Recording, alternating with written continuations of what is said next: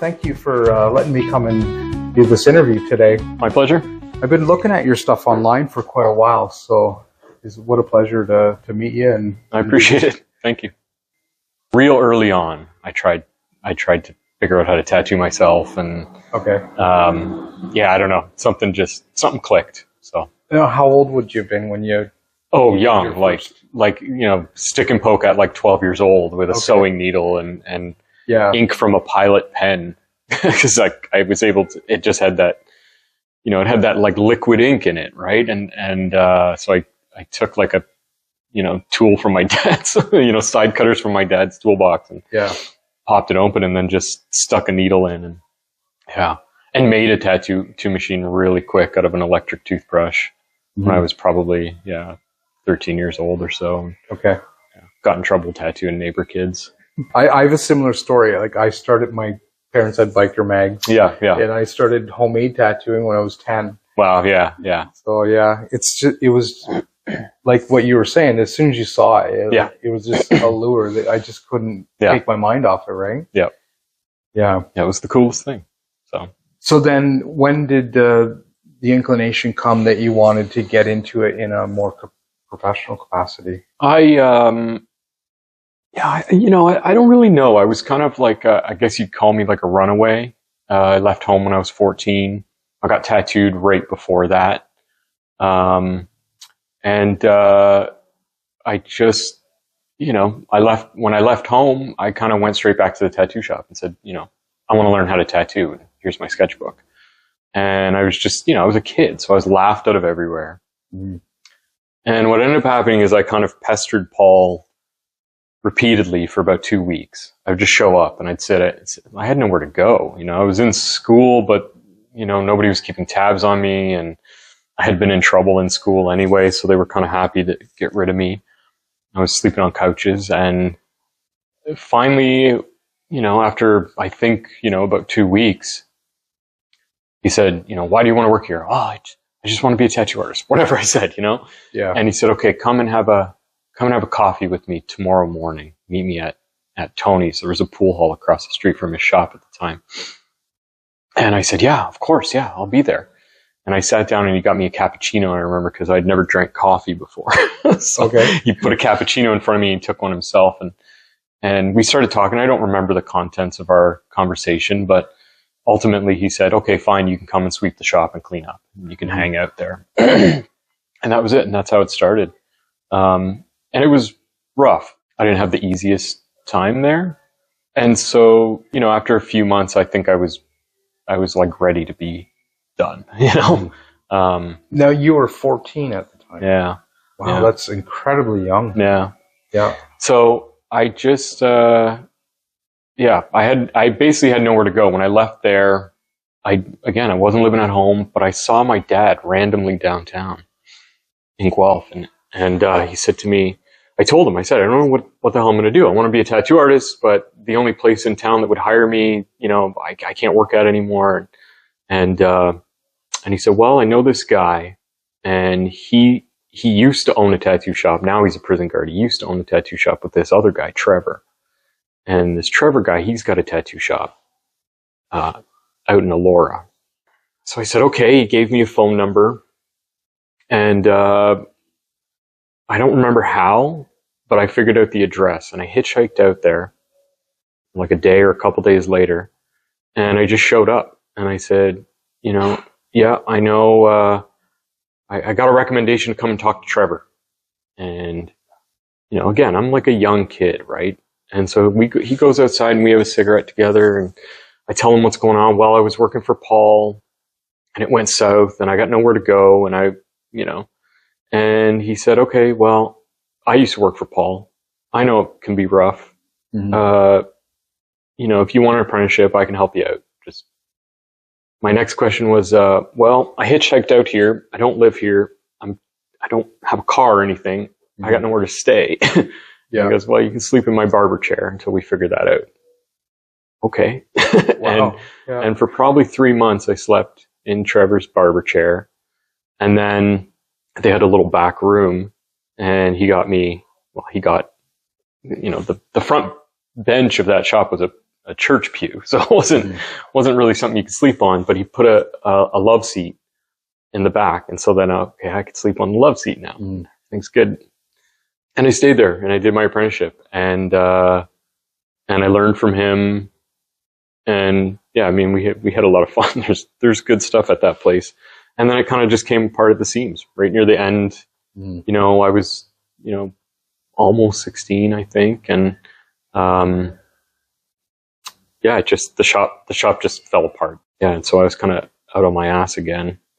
From that point, I basically just, you know, I couldn't get work. There wasn't a lot of shops around, you know, and there's no internet, there's no cell phones or any of that stuff in my world. And so, I ended up just kind of tattooing out of my house, or, you know, going to people's houses, doing whatever I could to get by, and, you know, getting supplies at Studio One and overpaying for them, you know, all that kind of stuff.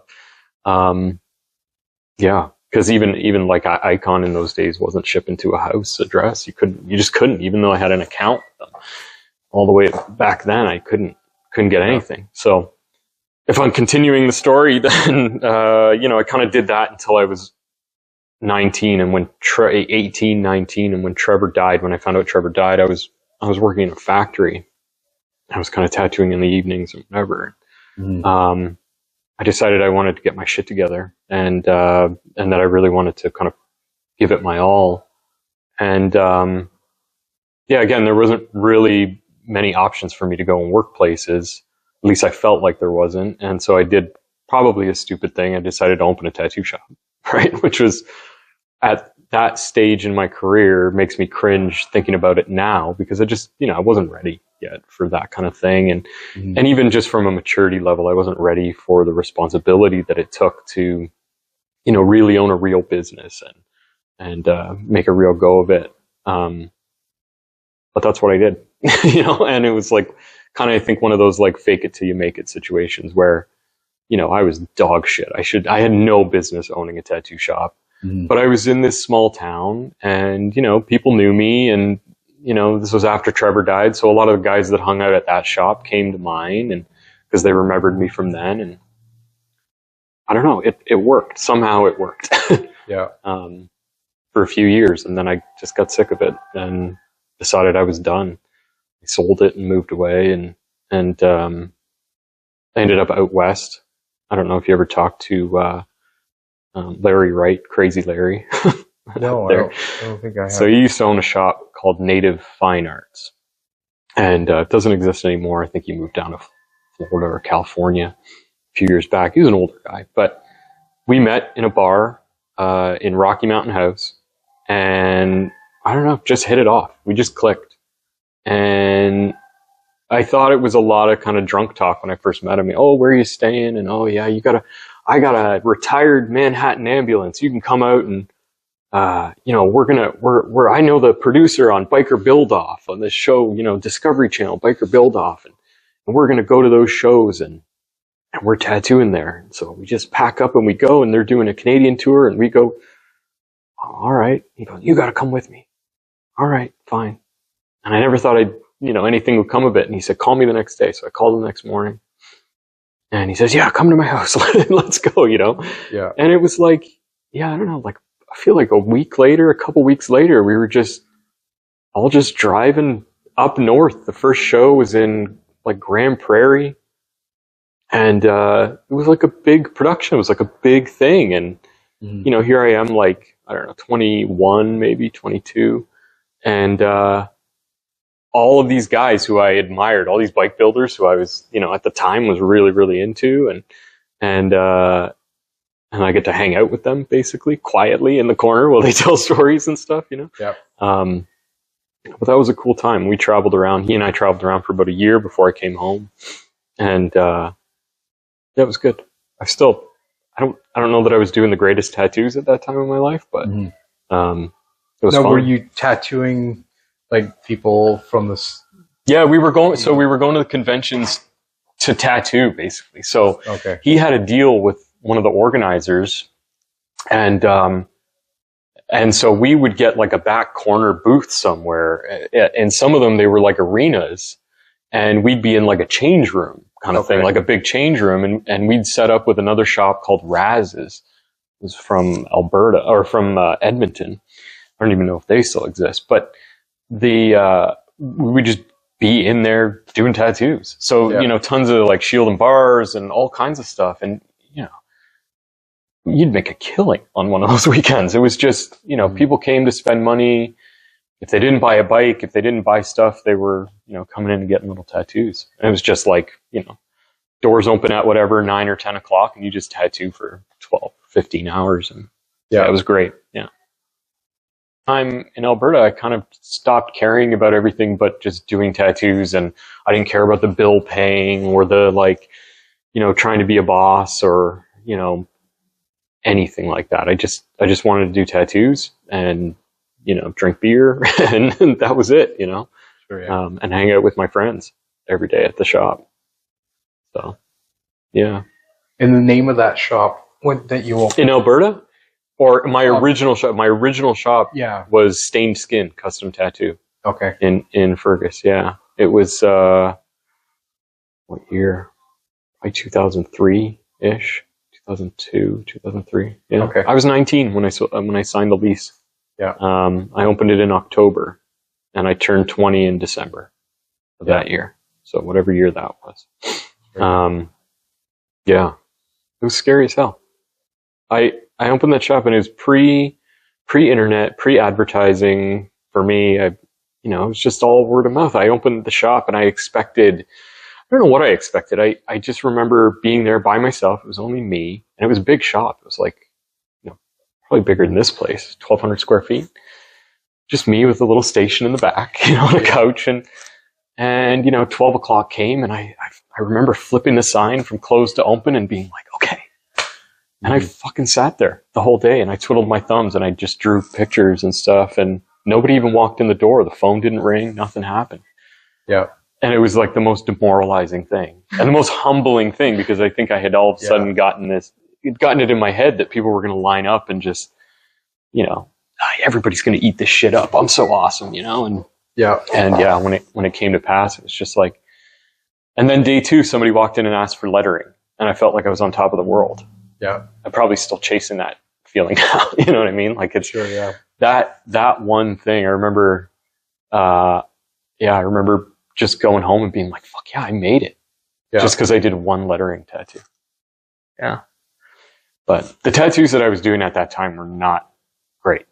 But it's sort of what it represents too, right? Yeah. When you open it up and you finally, that first job is like, is sort of sacred to you. For sure. Yeah. I got so lucky that I continue to be able to do this job coming from that, where my apprenticeship was probably a little half-assed. I mean, I learned a lot. I learned how to do everything I needed to do. But tattooing was also different then than it is now, right? It was a lot less, you know, technology-based, and, it was pen to paper, stencils by hand a lot of times. You know, if you were trying to do anything that wasn't kind of traditional, the guys that taught me, you know, it was like, no, you're not going to use a stencil machine. That's cheating. You got to learn where the lines are and do that. You know, there's no iPad or anything like that. I think I just got insanely lucky, because I wasn't ready to own a tattoo shop. And if I had done that with my skill level, then if I had tried to do it now, the internet would shut me down. You know, you'd never make it. Right. So it was just total luck of the draw, that I was able to be successful in any way. Yeah. And then when you got back from out west, what was your next move there? I bounced around for a bit. I worked downtown. When I first came home, I worked downtown Toronto, at Blackline Studio, and that wasn't a right fit for me. I just didn't, I'm not into the kind of hustle and bustle thing.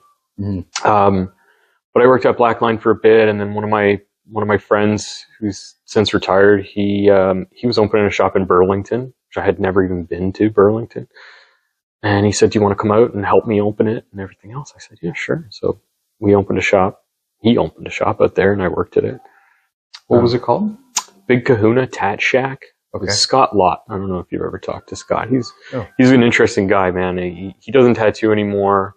that I know of, but he's got some stories. He's like one of those old school cats, and yeah, I wouldn't even know how to get a hold of him nowadays. But he kind of we worked together at my shop, and then he extended the same courtesy to me when I was home, and so we put that shop together, and I was there for a while, and then it became time to move on, and I ended up downtown Hamilton. I ended up at a shop called Atomica, which was Peter Yankovic's tattoo shop, and it was the best thing in the world. There was no money. We just, like, the best week I would ever have is $500, maybe, if it was just like, sure, yeah. But it was just the three of us hanging out every day, smoking cigarettes, talking to homeless people. Like, it was before, James and Cannon, the kind of not so great area of Hamilton, before it got nice, or nicer. And, yeah, it was the best. It was the most perfect time. And it also made me a way better artist, because I was working with an artist who cared about the art of tattooing and cared about the making art, which to that point, I would draw realistic stuff, and, I spent time doing drawings, and if somebody wanted a thing, I didn't use the internet forever. So I basically just used, pencil to paper. If you want a portrait, or you want a whatever, I'm going to sit there and draw it out for hours and hours and hours. And, so he kind of introduced me to, like, hey, you could be a painter, you can do different styles of art, and introduced me to Tom DeVito's work. And when I found Tom DeVito's work, I was like, oh my God, this is where it's at, I was just so hugely inspired by him and what he was doing and the whole thing.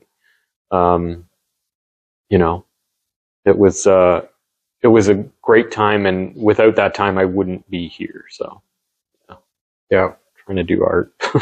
And then, were you painting at that time, or when? Not really. Painting come in. I dabbled a little bit. I was, I could paint flash and stuff. Like I was taught how to do kind of watercolor painting for flash sets and things like that. I didn't start oil painting until much later, probably 2011 or 2012.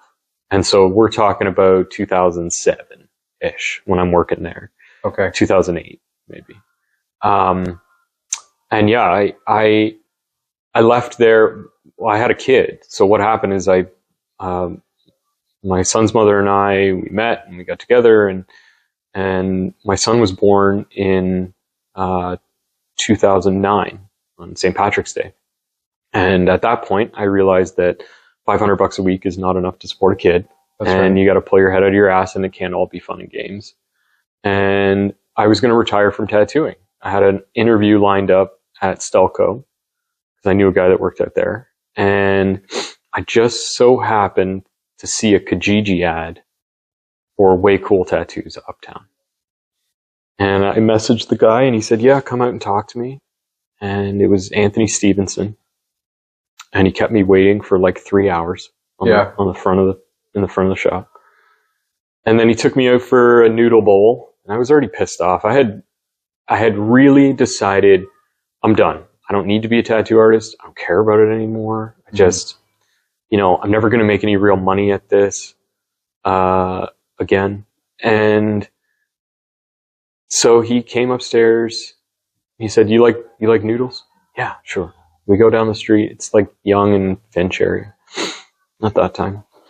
And I said, yeah, sure. We go, we sit down, and he goes, so a lot of people want this job. Why do you want to work here? And I'm like, I'm not even sure I do. Yeah. He goes, well, what do you mean? I'm like, well, I told him the situation. I got a kid coming. I need to make money. I said, listen, if you do hire me, if you think that I can work at the shop, just know that I'll make you a buttload of money, because I have to make it. I have to be successful. This is my last chance. And that was it. He said, you're hired. And I worked there for 4 years till 2012. Yeah. Hired me in 2008, just before my son was born. And I worked there until 2012, till I left and opened my own shop again. Mm-hmm. Yeah. That was that.